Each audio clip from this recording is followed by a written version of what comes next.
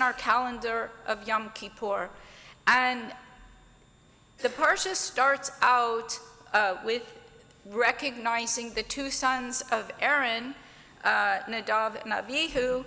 And normally when we are brought to their attention once they've passed, it's to remind us they deviated from the ritual, and this particular ritual by the high priest going into the Holy of Holies is so critical for the community and so critical for the high priest. And don't do what they did and deviate and try to put your spin on it, Mr. High Priest, because that's not what it's about.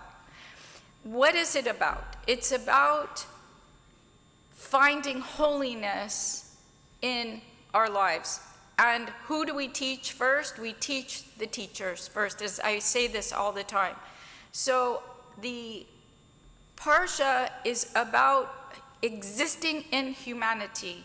So if we look at this Parsha as one of the most influential Parshas for us today, as the ritual might be different, but the intention and the significance is so great to us as humans. This includes the ending of the Parsha, chapter 17 through 26. You can read it in the Chumash. The beginning of the Parsha talks about atonement. And I know none of you here have ever done anything wrong, so it won't apply to you, but those of us who have, it's how to rectify and come before God, come back into it after whatever you have done with a pure heart and a pure mind. Anytime, whatever it is, right? The second part of the Parsha deals with rules. Again, these are things that most of us don't want to follow or feel rules are restrictive. We should be free. But rules will ensure order, as we know today, order. They will ensure integrity, and in Judaism, and in talking about the Parsha, they ensure the holiness within the person and within society. So with the stories in the Torah, and especially the story of the high priest, the top dog in the order of educators, it's with their wisdom that we can recognize our own personal growth and atone for things in our lives that we need correction on.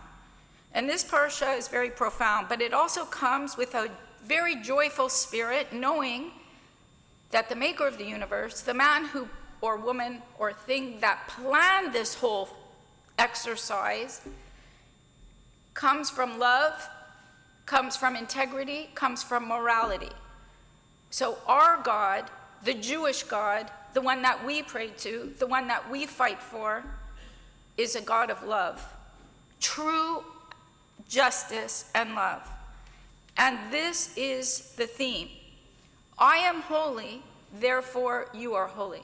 And this Parsha, Acharemot and Kadoshim, usually are said together, but because we have a leap year, they're said separately.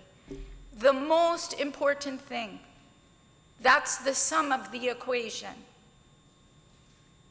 I am holy, therefore you are holy.